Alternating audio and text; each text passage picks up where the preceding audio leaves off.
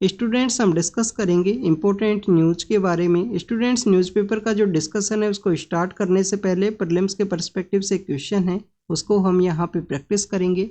Students आपको कुछ reverse का जो नेम है वो दिया गया है। क्वेश्चन आपसे पूछा गया है कि इनमें से कौन सा ऐसा रिवर है जो वेस्टर्न पार्ट के लिए नहीं फ्लो किया करता है। तो आप देखिए काफ़ी ईजी एंड फैक्चुअल क्वेश्चन है।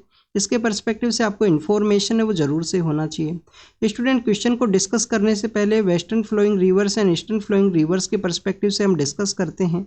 आप देखिए कि जो वेस्टर्न फ्लोइंग रिवर्स का जो लेंथ है वो आपको काफ़ी स्मॉल लेंथ देखने के लिए मिलता है। हमारे इंडिया के अंदर जो वेस्टर्न पार्ट के लिए जो रिवर्स फ्लो करती हैं उनका जो लेंथ है वो काफ़ी स्मॉल हुआ करता है। उनका जो टोटल कोर्स है काफ़ी स्मॉल है। इनका मैक्सिमम रिवर्स का जो ओरिजिनेशन है सेंट्रल पार्ट ऑफ इंडिया से मैक्सिमम रिवर्स का ओरिजिनेशन या पेनिनसुलर इंडिया से आपको देखने के लिए मिलेगा। आप देखिए कि कोर्स काफ़ी ज़्यादा स्मॉल है। सेंट्रल पार्ट ऑफ इंडिया से ओरिजिनेशन है। वहाँ का जो माउंटेन्स है यंग माउंटेन्स नहीं है, तो इसी वजह से इनके द्वारा जो सेडिमेंट्स है वो काफ़ी कम कैरी किया जाता है। सेडिमेंट्स काफ़ी कम कैरी करने की वजह से आप देखिए कि इनके द्वारा जो डेल्टा फॉर्मेशन है वो आपको नहीं देखने के लिए मिलेगा वेस्टर्न फ्लोइंग रिवर्स के द्वारा। स्टूडेंट्स अगर हम ईस्टर्न फ्लोइंग रिवर्स को यहाँ पे कंपेयर करें तो आप देखिए कि मैक्सिमम रिवर्स का जो लेंथ है वो काफ़ी ज़्यादा लेंदी रिवर्स हुआ करती हैं। इनका जो ओरिजिनेशन है आपको हिमालयन सिस्टम से ओरिजिनेशन देखने के लिए मिलता है। चाहे हमारा वेस्टर्न पार्ट ऑफ हिमालय हो, मिडिल पार्ट ऑफ हिमालय हो, जो उत्तराखंड एंड जो सिक्किम के जो हिमालयाज है वहाँ से इनका ओरिजिनेशन हो, या आप देखिए कि जो ईस्टर्न पार्ट ऑफ हिमालयाज हैं वहाँ से इनका ओरिजिनेशन हो, तो इनको डिफरेंट हिमालयाज का जो पार्ट है वहाँ से इनका ओरिजिनेशन आपको देखने के लिए मिलेगा। उसके बाद में इंडियन कोर्स के थ्रू, इंडियन जो प्लेन्स के थ्रू इनका जो कोर्स है, इनका जो लेंथ है जो आपको देखने के लिए मिलता है। तो आप देखिए कि इनके द्वारा जो सेडिमेंट्स हैं वो काफ़ी ज़्यादा कैरी किए जाते हैं। सेडिमेंट्स का जो संख्या है वो काफ़ी ज़्यादा हुआ करता है ईस्टर्न पार्ट ऑफ रिवर्स के अंदर में। और स्टूडेंट्स इसी वजह से इनके द्वारा जो डेल्टा फॉर्मेशन है वो आपको देखने के लिए मिलेगा, जिसका एक एग्जाम्पल है सुंदरबन डेल्टा जो कि वेस्ट बंगाल के वहाँ पर सिचुएटेड है। स्टूडेंट्स अगर हम कंपेयर करें ईस्टर्न फ्लोइंग रिवर्स के बारे में तो आप देखिए कि इनका कुछ ट्राइब्यूटरीज हैं, इनका कोई सहायक नदी है, उनका जो ओरिजिनेशन है वो आपको सेंट्रल पार्ट से भी देखने के लिए मिलता है। आप देखिए कि सेंट्रल पार्ट के अंदर में जो अमरकंटक का एरिया है वहाँ से दो रिवर्स ओरिजिनेट करती हैं। एक रिवर वेस्टर्न के पर्सपेक्टिव से फ्लो किया करेगा, एक रिवर आपको ईस्टर्न पार्ट के पर्सपेक्टिव से उसका जो फ्लो है वो देखने के लिए मिलता है। सिविल सर्विस प्रीलिम्स के एग्जाम के अंदर में अमरकंटक के रिगार्डिंग में ये जो फीचर है अमरकंटक का कि दो रिवर वहाँ से ओरिजिनेट करती हैं, एक ईस्टर्न पार्ट के लिए फ्लो किया करता है, एक वेस्टर्न के लिए, तो उसके रिगार्डिंग में क्वेश्चन है वो पूछा गया था एक बार प्रीलिम्स के पेपर के अंदर में। तो आपको ऐसे जो क्वेश्चंस का जो पता है जरूर से होना चाहिए कि कहाँ से क्वेश्चंस पूछे जाते हैं। आप देखिए काफ़ी इजी एंड फैक्चुअल क्वेश्चन था कि यहाँ से कौन सा वेस्टर्न फ्लोइंग रिवर है जो नहीं है। स्टूडेंट्स वेस्टर्न फ्लोइंग रिवर्स जिनके द्वारा डेल्टा नहीं फॉर्म किया जाता है उनको हम एक वर्ड है, हिंदी का एक वर्ड है समानता। साबरमती, माही, नर्मदा और तापी। साबरमती, माही, नर्मदा और तापी, ये 4 रिवर्स हैं जो गुजरात के थ्रू फ्लो किया करती हैं। और भी काफ़ी सारे स्टेट्स हैं जिनके थ्रू ये फ्लो करेंगी। मध्य प्रदेश से ओरिजिनेशन है मैक्सिमम रिवर्स का। तो आप देखिए कि ये जो 4 रिवर्स हैं इन 4 रिवर्स के द्वारा जो डेल्टा फॉर्मेशन है वो नहीं किया जाता है। तो ये वर्ड आप याद रखना, समानता है, साबरमती, माही, नर्मदा और तापी। ये basically northern part of Western Ghat का जो रिवर्स है जो डेल्टा नहीं बनाया जाता है जिनके द्वारा। तो स्टूडेंट्स माही रिवर के पर्सपेक्टिव से अगर हम डिस्कस करें, ओरिजिनेशन इसका कहाँ से है, मध्य प्रदेश से ओरिजिनेशन है, मऊ का जो एरिया है वहाँ से।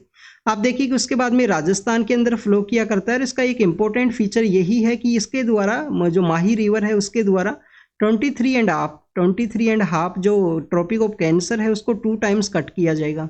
2 टाइम्स ट्रॉपिक ऑफ कैंसर को कट किया जाता है। ट्रॉपिक ऑफ कैंसर बेसिकली कोई, यहाँ पे आप देखिए कोई फिजिकल वे में कोई लाइन नहीं है, वो एक इमेजिनरी एक लाइन है जो जोग्राफर्स के द्वारा उनके बेसिक कैलकुलेशन के रिगार्डिंग में उसको ऑब्जर्व किया गया है। तो 23.5 जो ट्रॉपिक ऑफ कैंसर है उसको 2 टाइम्स कट किया जाता है माही रिवर के द्वारा।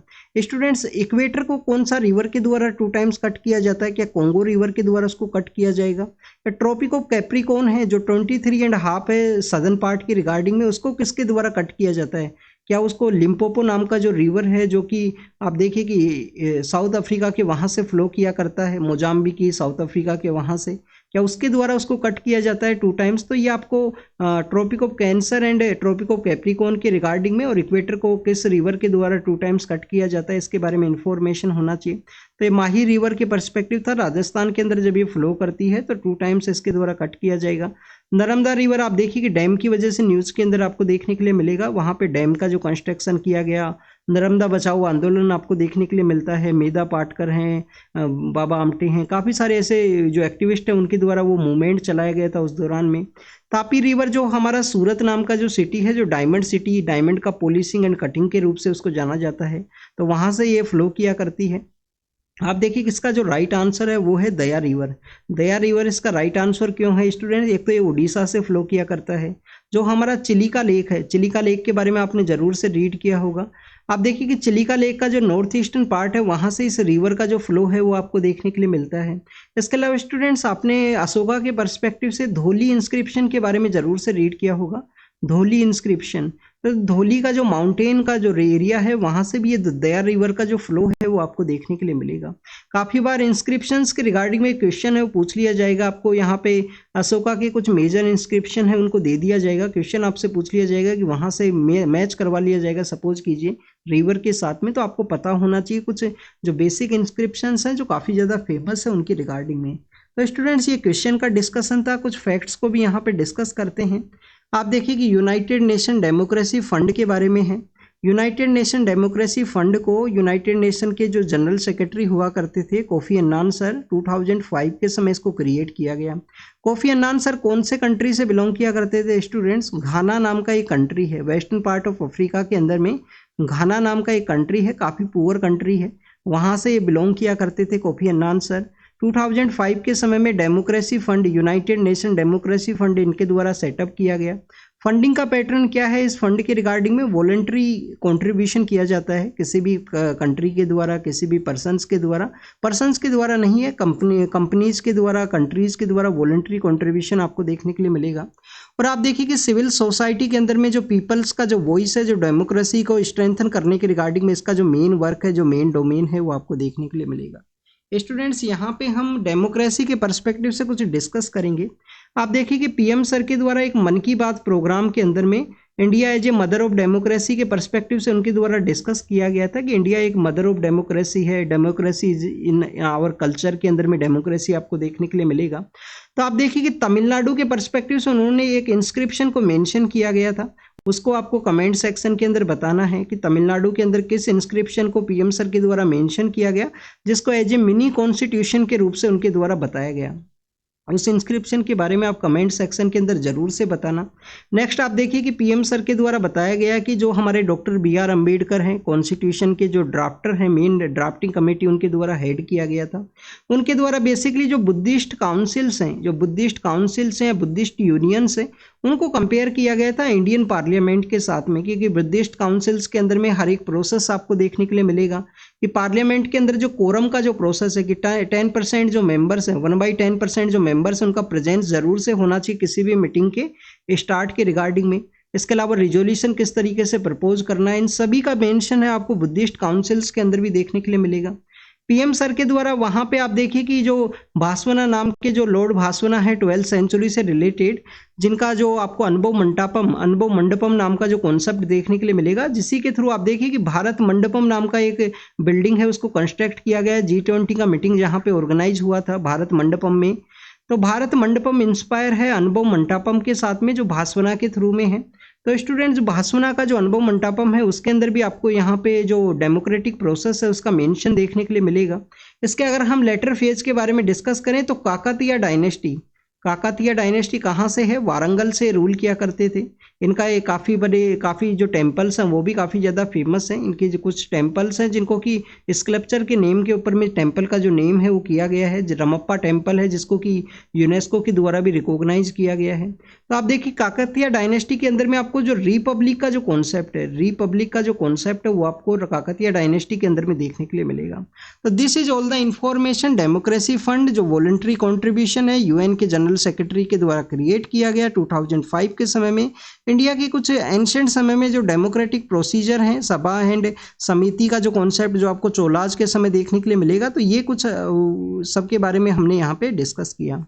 नेक्स्ट आप देखिए कि लोकसभा का कुछ 58 सीट्स हैं, उनका वोटिंग आज के दिन आपको देखने के लिए मिलेगा 6th फेज के रिगार्डिंग में। दिल्ली के अंदर भी वोटिंग है, हरियाणा के अंदर भी है, और भी डिफरेंट पार्ट्स के अंदर में है। तो स्टूडेंट्स वोटिंग का प्रोसेस है, वोटिंग के एक दिन पहले का जो दिन होता है उसको हम साइलेंट पीरियड के रूप से जानते हैं। उस दिन में आप देखिए कि इलेक्ट्रॉनिक कैंपेनिंग है वो नहीं किया जा सकता है कैंडिडेट्स के द्वारा। इलेक्ट्रॉनिक कैंपेनिंग के अलावा उनका जो डोर टू डोर कैंपेन है वो तो अलाउ है, डोर टू डोर कैंपेन वो कर सकते हैं, बट इलेक्ट्रॉनिक वे में कैंपेनिंग लार्ज लेवल के ऊपर जो मीटिंग का ऑर्गेनाइजेशन या आप देखिए रैली को कैरी करना वो सब नहीं किया जा सकता है। एक दिन पहले जो साइलेंट पीरियड एक हुआ करता है।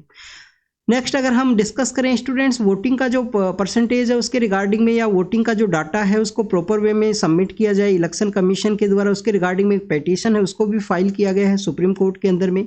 सुप्रीम कोर्ट का जो बेंच है उसके द्वारा उसको डिक्लाइन कर दिया गया कि प्रेजेंट समय में हमारा इलेक्शन है उसको कंटेस्ट करना जरूरी है, फ्री एंड फेयर वे में इलेक्शन कंटेस्ट हो, इसके रिगार्डिंग में कोई भी हर्डल है वो ना क्रिएट किया जाए। और ऑलरेडी आप देखिए कि जो इलेक्शन का जो प्रोसेस है काफ़ी टाइम कंज्यूमिंग प्रोसेस आपको देखने के लिए मिलेगा, काफ़ी ज़्यादा इसके अंदर जो आपको जो समय है वो लगा करता है। आप देखिए डिफरेंट फेज के अंदर में लास्ट 1.5 मंथ से कम से कंटिन्यूस वोटिंग का जो प्रोसेस है समय समय पे आपको देखने के लिए मिल रहा है।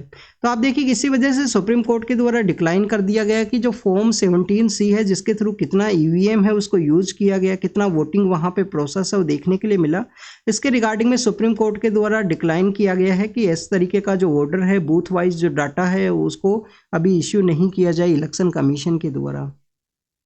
कामाख्या जो कॉरिडोर प्रोजेक्ट है उसकी रिगार्डिंग में गुवाहाटी हाई कोर्ट के द्वारा यहाँ पे एक नोटिस है उसको इश्यू किया गया। तो स्टूडेंट कामाख्या का जो टेम्पल है वो कहाँ पे है, नीलांचल हिल्स का एरिया है, नीलांचल हिल्स का एरिया है। आप देखिए कि नीलांचल हिल्स को आपको क्वेश्चन के साथ में नीलगिरी के साथ में कंपेयर करवाया जा सकता है, बट आपको पता होना चाहिए आसाम के अंदर में तो नीलाचल हिल्स का एरिया है गुवाहाटी के अंदर में, वहाँ पे कामाख्या जो टेम्पल है वो सिचुएटेड है। मदरहुड को सेलिब्रेट किया जाता है कामाख्या टेम्पल के अंदर में। शक्ति का एक इम्पोर्टेंट पीस है नॉर्थ ईस्ट इंडिया के अंदर में। आप देखिए कि जो तांत्रिज्म है उसका भी एक इम्पोर्टेंट जो प्लेस है वो आपको देखने के लिए मिलेगा। कामाख्या का जो टेम्पल है जो कि गुवाहाटी के अंदर सिचुएटेड है, नीलाचल हिल्स का एरिया है वहाँ पे।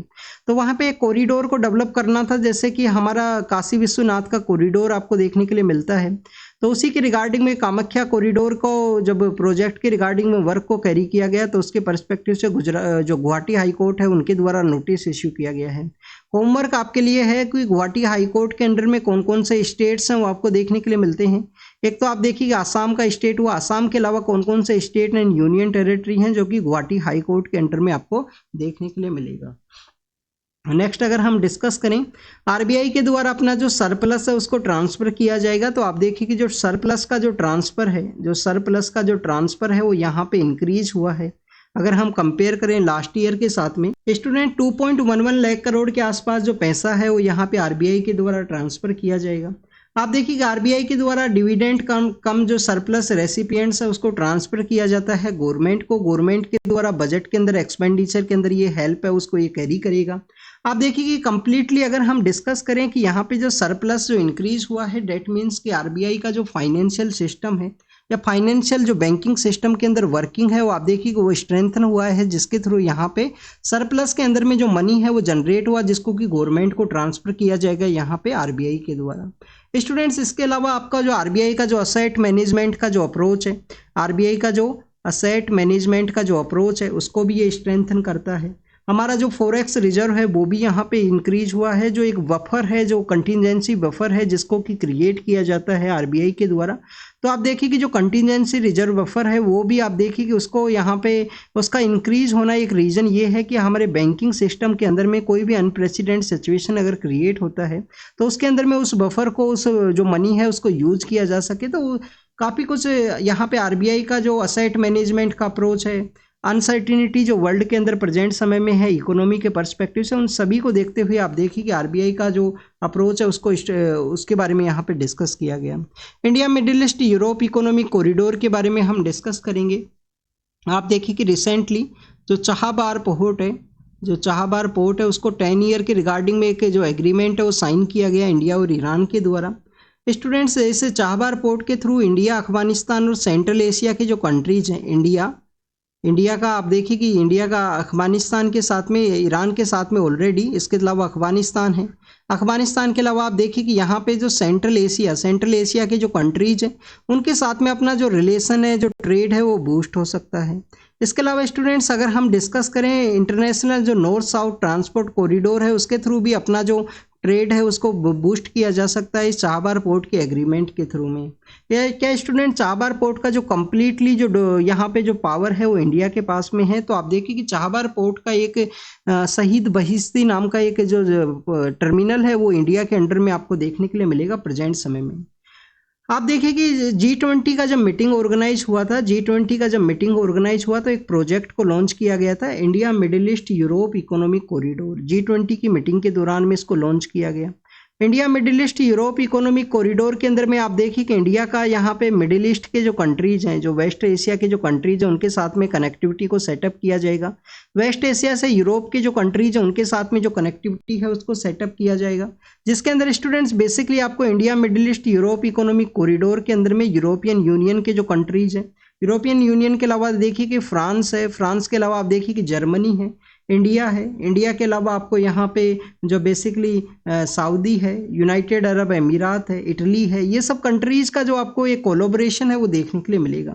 और यूएसए के द्वारा भी इसको सपोर्ट किया गया था। यूएसए का बेसिकली जो पार्टनरशिप गारंटी इंफ्रास्ट्रक्चर इन्वेस्टमेंट है, PGII नाम का जो इनिशिएटिव है उसके अंडर में बेसिकली आपको देखने के लिए मिलेगा पार्टनरशिप गारंटी इन्वेस्टमेंट और इंफ्रास्ट्रक्चर एंड इन्वेस्टमेंट के रिगार्डिंग। आप देखिए कि इंडिया से अरेबियन गल्फ के रिगार्डिंग में कनेक्टिविटी को सेटअप किया जाएगा, वहाँ से अरेबियन गल्फ से रोड एंड रेलवे नेटवर्क के थ्रू में यहाँ पे जो बेसिकली सऊदी अरेबिया से आप देखिए कि जॉर्डन से आप देखिए कि इजराइल का जो हैपा पोर्ट है, वहाँ से आपको यूरोप के जो पोर्ट्स हैं उनके साथ में जो कनेक्टिविटी है उसका सेटअप आपको देखने के लिए मिलेगा। तो basically maritime road and railway का जो एक कनेक्टिविटी प्रोजेक्ट है ये था, जिसको कि लॉन्च किया गया था G20 मीटिंग के दौरान में सितंबर के मंथ के समय में। आप देखिए कि अक्टूबर 7 लेस देन द 1 मंथ के अंदर में वहाँ पे इजराइल और हमास का जो कॉन्फ्लिक्ट है वो यहाँ पे इमर्ज होता है, और उसके बाद में कंटिन्यूस इस India middle east Europe economic corridor के ऊपर आपको जो डिस्कशन है वो नहीं देखने के लिए मिलेगा। स्टूडेंट्स, हो सकता है कि India middle east Europe economic corridor को काउंटर करने के रिगार्डिंग में या इसको कोल्ड स्टोरेज में करने के रिगार्डिंग में ही वो जो वायलेंस वो इरप्ट हुआ हो वहाँ पे इजराइल और हमास के रिगार्डिंग में ऐसे भी काफ़ी सारे जो कंसर्न्स हैं उनको रेज किया गया है। क्योंकि आप देखिए कि इजिप्ट का जो स्वेज कैनाल है उसको इसके द्वारा बेसिकली चेंज किया गया था। जो इजिप्ट का जो मेन जो रेवेन्यू जनरेशन है आपको स्वेज कैनाल के थ्रू देखने के लिए मिलेगा। इसके अलावा स्टूडेंट्स अगर हम डिस्कस करें यहाँ पे तो आप देखिए कि प्रेजेंट समय के अंदर में ईरान के द्वारा भी जो पर्शियन गल्फ का जो एरिया है वहाँ पे जो थ्रेटन्ड है वो किया गया है कि उनके द्वारा जो कार्गो वेसल्स हैं उनको बेसिकली यहाँ पे सीज कर लिया जाएगा। उनके द्वारा एक इजराइल ओरिजिन का जो कार्गो वेसल है उसको सीज भी किया गया था जो इंडिया के लिए आने वाला था। स्टूडेंट्स, इस जो India middle east Europe economic corridor का एक ड्रॉबैक यही है कि यहाँ पे ओमान के जिन पोर्ट्स को बेसिकली कनेक्ट किया गया है, इनिशियल वे में जो ओमान के जिन पोर्ट्स को कनेक्ट किया गया है वो पर्शियन गल्फ के अंदर सिचुएटेड है। और स्ट्रेट ऑफ हॉर्मुज का जो एरिया है वहाँ पे ईरान का जो डोमिनेशन है वो आपको देखने के लिए मिलेगा। आप देखिए कि हमारा जो नेवी है उसके द्वारा भी ऑपरेशन संकल्प है उसको लॉन्च किया गया था। इस प्रोजेक्ट का जो जरूरी है वो क्यों है, क्योंकि आप देखिए कि इजराइल हमास का जब कॉन्फ्लिक्ट हुआ तो हौती रिबेलियंस के द्वारा रेड सी के अंदर में जो कार्गो वेसल है उसके ट्रांसफर को बेसिकली वहाँ पे डिस्टर्ब किया गया। तो उसको देखते हुए भी एक अल्टरनेटिव रूट है वो जरूर से होना चाहिए जिससे कि ट्रेड का जो मूवमेंट है वो किया जा सके। अगर किसी भी वेस्टर्न पार्ट के लिए या north western part of Africa है वहाँ पे कोई भी वॉर का सिचुएशन इमर्ज होता है तो उस समय में जो ट्रेड है उसको कंटिन्यूस कैरी किया जा सके without any restriction. Horn of Africa का जो रीजन है वो ऑलरेडी वोलेटाइल रीजन आपको देखने के लिए मिलेगा। उसके रिगार्डिंग में सी पायरेट्स का जो इश्यू है, काफ़ी ऐसे इश्यूज हैं वो भी सामने आए थे जब से इजराइल और हमास का जो कॉन्फ्लिक्ट है वो देखने के लिए मिलता है। तो students, India middle east Europe economic corridor के बारे में ही डिस्कस किया गया है। इसकी अल्टरनेटिव रूट को स्ट्रेंथन करने का ज़रूरत है जिससे कि यहाँ पे किसी भी कन्फ्लिक्ट के दौरान में ट्रेड का जो मूवमेंट है वो काफ़ी इजीली आपको देखने के लिए मिले। अंटार्कटिका की रिगार्डिंग में आप देखिए कि एक मीटिंग है वो ऑर्गेनाइज होगा। कहाँ पर ये मीटिंग ऑर्गेनाइज होगा? कोची के अंदर ये मीटिंग है वो देखने के लिए मिलेगा। केरल का जो कोची है वहाँ पर ये मीटिंग ऑर्गेनाइज होगा। अंटार्कटिका ट्रीटी कंसल्टेटिव मीटिंग है। अंटार्कटिका ट्रीटी कंसल्टेटिव जो मीटिंग है वो आपको देखने के लिए मिलेगा। जो इस अंटार्कटिका ट्रीटी के जो कंट्रीज हैं उनके द्वारा पार्टिसिपेट किया जाएगा। उसके अलावा काफ़ी सारे जो ऑब्जर्वर कंट्री हैं, इंडिपेंडेंट जो एक्सपर्ट हैं, उनके द्वारा भी इसके अंदर पार्टिसिपेट किया जाएगा। स्टूडेंट्स, यहाँ पे यही कहा गया है कि जो बेसिकली इंडिया को जो अंटार्कटिका के अंदर में क्योंकि अंटार्कटिका के अंदर कोई भी इंडिजीनियस पॉपुलेशन नहीं है। तो अंटार्कटिका के अंदर में जो दूसरे कंट्रीज का जो आप देखिए कि टूरिज्म जो इंक्रीज हुआ है, जो number of tourism, number of persons का जो मूवमेंट है या साइंटिफिक जो रिसर्च के जो यहाँ पे बेसिकली जो इंक्रीज हुए हैं, तो उनको रेगुलेट करने का ज़रूरत है। तो उसकी रिगार्डिंग में इंडिया को जो वॉइस है उसको रेज करना चाहिए कि अंटार्कटिका के अंदर में जो पीपल्स का जो मूवमेंट है या अंटार्कटिका का जो टूरिज्म इंक्रीज हुआ है उसको रेगुलेट करने का ज़रूरत है प्रेजेंट समय में, क्योंकि वहाँ पे कोई भी इंडिजीनियस पर्सन नहीं है। तो अंटार्कटिका जो ट्रीटी है उसी के जो पर्सन्स हैं, उन्हीं के जो यहाँ पे मेंबर कंट्रीज हैं, उनके द्वारा इसे वॉइस को रेज किया जाए। स्टूडेंट्स, वोटर्स का जो टर्नआउट डिक्लाइन हुआ उसके बारे में डिस्कस किया गया है कि वोटर्स का जो टर्नआउट है वो क्यों डिक्लाइन हुआ इंडिया के अंदर में। तो आप देखिए कि यहाँ पे यूएस के साथ में कंपेयर किया गया है, वो हमारे एग्जाम के पर्पज से नहीं इंपॉर्टेंट है।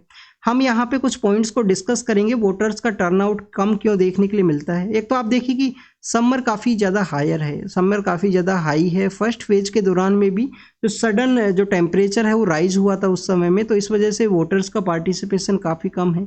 लोकसभा का जो इलेक्शन है इसका जो कॉन्स्टिट्यूएंसी है काफ़ी बड़ा हुआ करता है स्टूडेंट। हमारा एरिया वाइज सबसे बड़ी कॉन्स्टिट्यूएंसी कौन सा है स्टूडेंट्स? एरिया वाइज सबसे बड़ा कॉन्स्टिट्यूएंसी आपको लद्दाख का देखने के लिए मिलेगा। और सबसे छोटा कॉन्स्टिट्यूएंसी कौन सा है एरिया वाइज? आप देखिए कि चांदनी चौक ओनली 7 किलोमीटर्स का एरिया है, क्योंकि हमारे यहाँ पे कॉन्स्टिट्यूएंसी है वो पॉपुलेशन के रेशियो के परस्पेक्टिव से डिसाइड किया जाता है। तो आप देखिए कि सबसे बड़ा है लद्दाख है, फिर आपको यहाँ पे चांदनी चौक का जो कॉन्स्टिट्यूएंसी सबसे स्मॉल देखने के लिए मिलेगा 7 to 8 किलोमीटर का।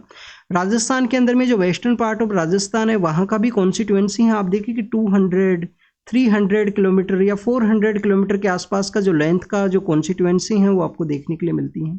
तो लार्जर कॉन्स्टिट्यूएंसी होने की वजह से डायरेक्ट वोटर्स के साथ में जो कनेक्टिविटी है वो काफ़ी कम है कैंडिडेट्स का। उनके द्वारा कोशिश किया जाता है कि इलेक्शन के प्रोसेस के अंदर में जो 20 डेज 30 डेज का जो समय है उसके अंदर में उनके द्वारा हर एक गांव, हर एक विलेज, हर एक डोर के लिए उनके लिए विजिट किया जाए, बट वो पॉसिबल नहीं होता हुआ दिखता है क्योंकि कॉन्स्टिट्यूएंसी काफ़ी ज़्यादा लेंदी है।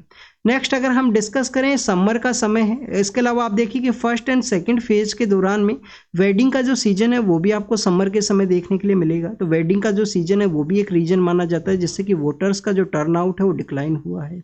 तो ये कुछ रीजन्स है जिनके बारे में यहाँ पे आपको पता होना चाहिए।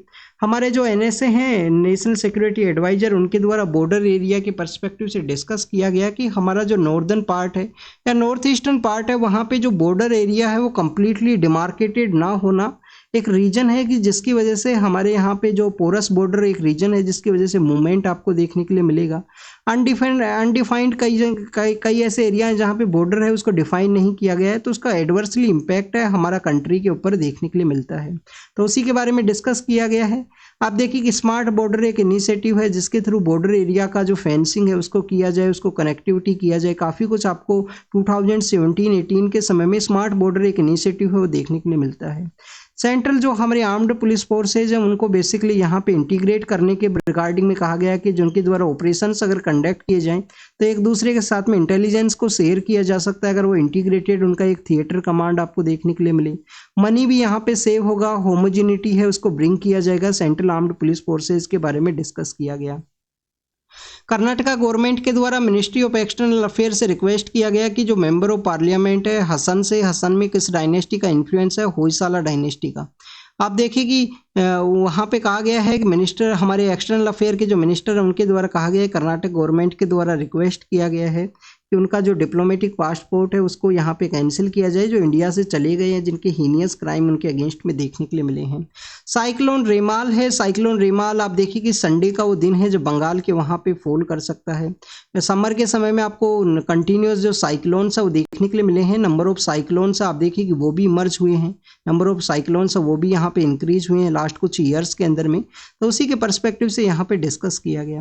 कैलकाटा हाई कोर्ट के द्वारा कुछ ऑर्डर्स हैं उनको स्टे किया गया है। राजभवन के कुछ एम्प्लॉइज हैं उनके रिगार्डिंग में कि आप देखिए कि गवर्नर के अगेंस्ट में कोई प्रोसीडिंग है उसको चलाया जा सकता है। तो आर्टिकल 361 आपको पता होना चाहिए जो गवर्नर को इम्यूनिटी है वो ग्रांट करता है।